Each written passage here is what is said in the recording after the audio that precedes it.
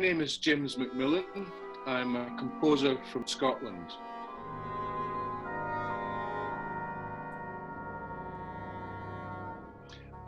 As well as writing music, I perform. I'm usually conducting orchestras or choirs. I run a little festival here in Ayrshire in Scotland called the Cumnock-Tryst.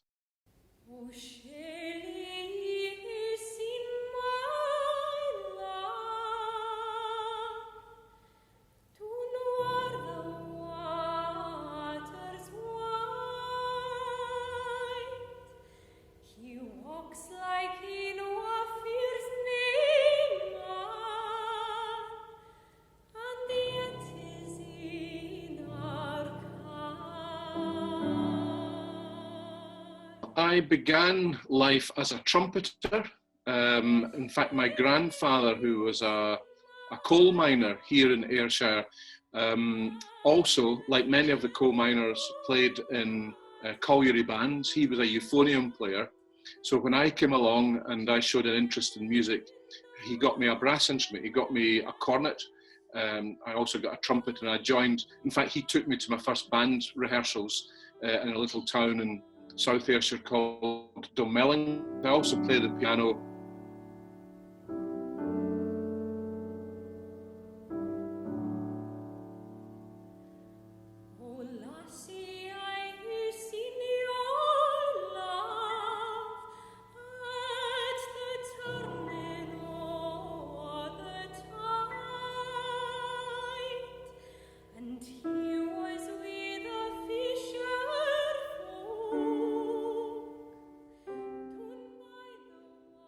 Some of my own music, of course, and music by my living colleagues, but also my dead colleagues as well.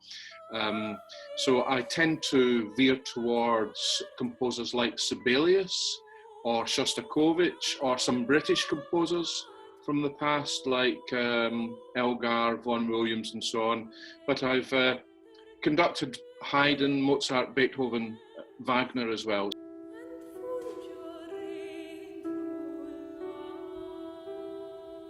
Well, this is quite a tricky question for a composer, because I've spoken to many composers who, like me, find it difficult to listen to a lot of music now, especially in my advancing years, because music tends to get in the way of what music there is in one's head. Having said that, I've spent my life listening to music, and just recently my wife got one of these old turntables.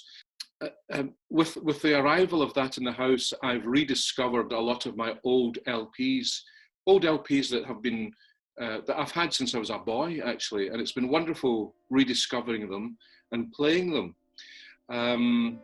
Recently, I've deliberately gone for the very first LP I didn't buy it because I didn't have any money when I was 10, but my mum bought me an LP of three of Beethoven's piano sonatas, played by Rubinstein, the great pianist. And not only is it wonderful music, but it takes me back to my childhood, and I enjoy that experience.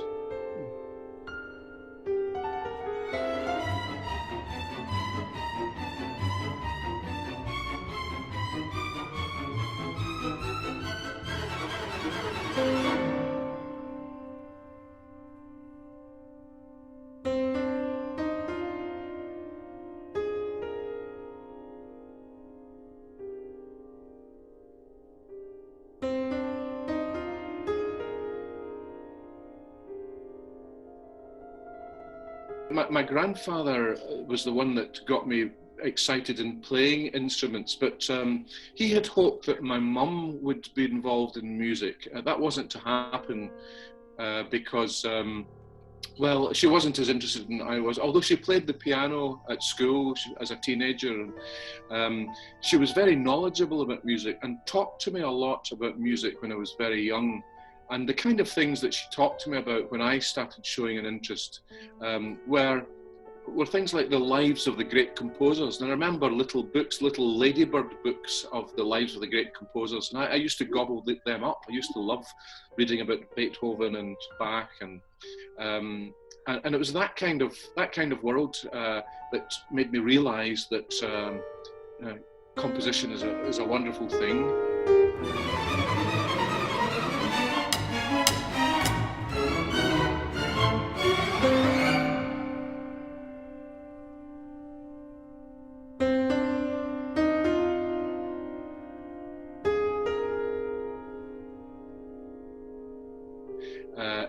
And then gradually I realised it's not just in the deep past that people did that sort of thing, but there are people in our own age that were writing music too.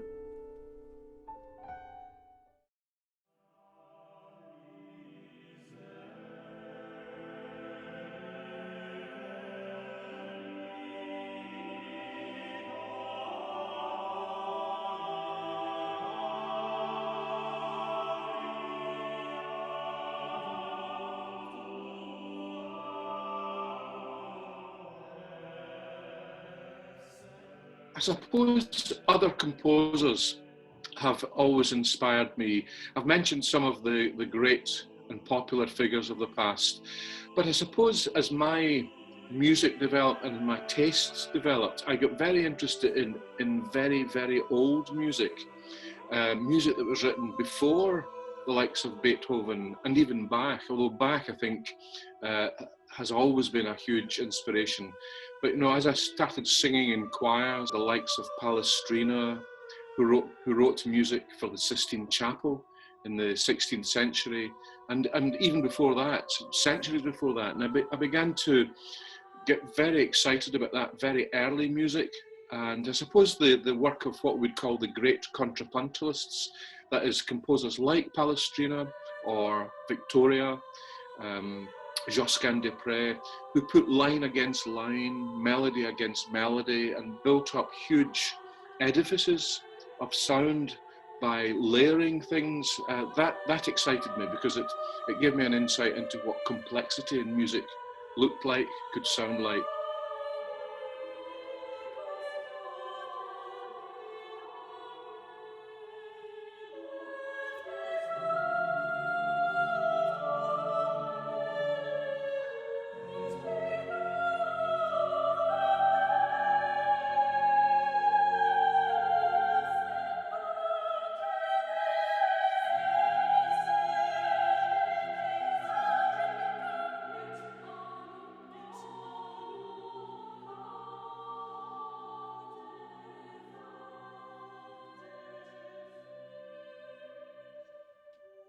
I think it's this mysterious thing that what exists in here, eventually it will be communicated one way or another to other musicians who will see it, who will play it, bring it to life, and then communicate that very initial private imaginings to a large group of people. And that connection between the very private and the intimate into the public sphere is a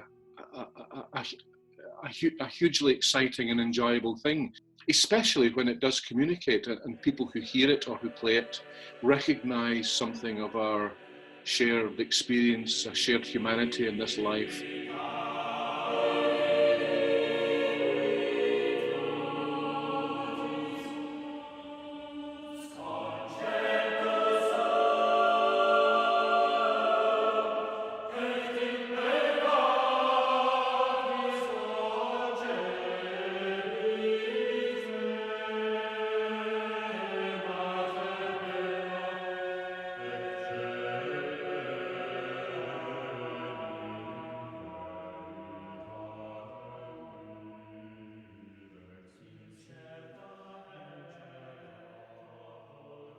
I mean, one of the greatest halls in the world is the Concertgebouw in Amsterdam, and my music has been played there, but I've also stood on the stage there and performed music there, and that's an amazing experience, knowing who's been there before me. That Gustav Mahler, for example, the great Austrian composer, became famous in that hall And it's wonderful to play to a Dutch audience, because it's always, the Concertgebouw is always packed, even for the most esoteric and unknown music like mine. And you just feel that people are really, really listening.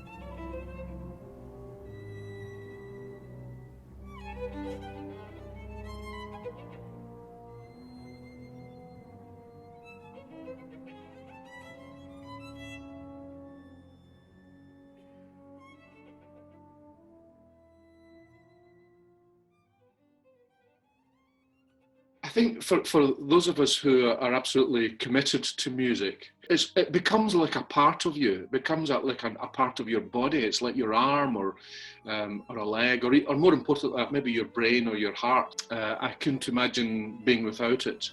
Although in these strange times, you kind of get a glimpse of what life might be like without music, and it's not. It's quite frightening. But the thing about a composer is that the music exists anyway inside here, and that you exist as a composer knowing that there will be new music inside the brain every day. So that kind of keeps the spirits up.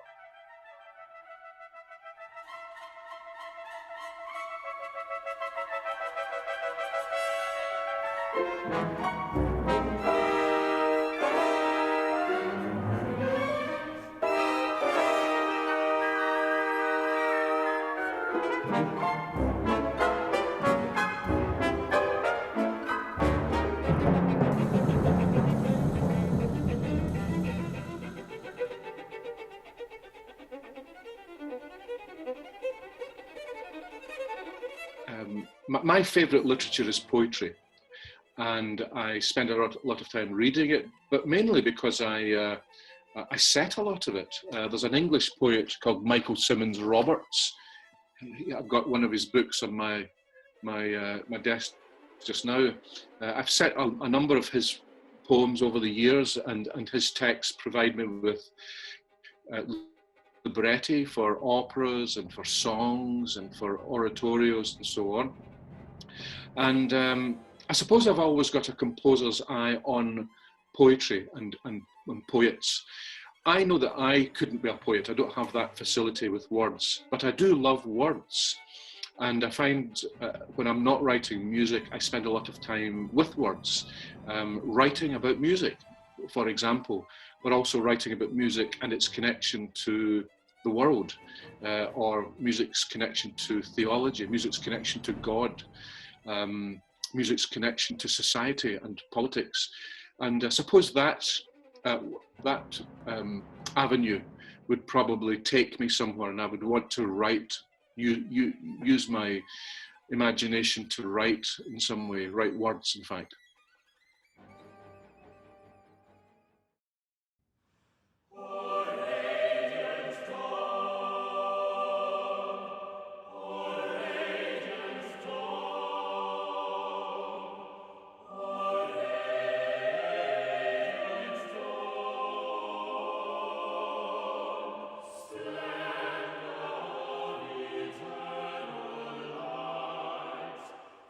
I think for most composers, I think in some ways life has just gone on as normal. I spend a lot of my time here, even out of lockdown, just sitting here and working. I've got a desk here, I have a desk over there. My piano is there. I'd be here anyway. So in some ways, I'm more fortunate than many that I can get on with the day job. A lot of my other work is connected with performance or teaching or speaking, and all that has gone, that has collapsed.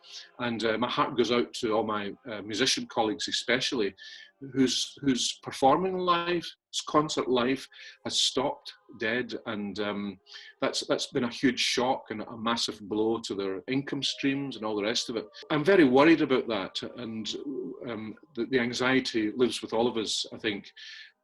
But when it comes down to it, I'm just getting on with writing music as normal.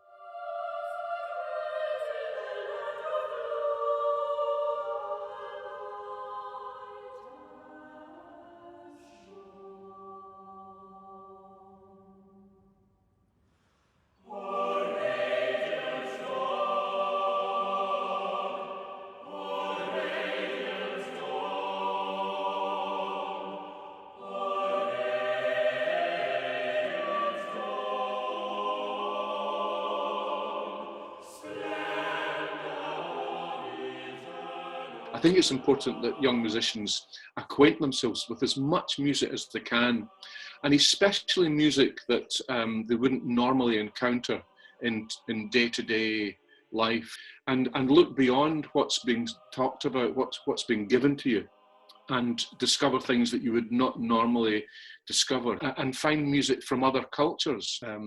Anything out of the ordinary is what composers and young musicians should be trying to explore.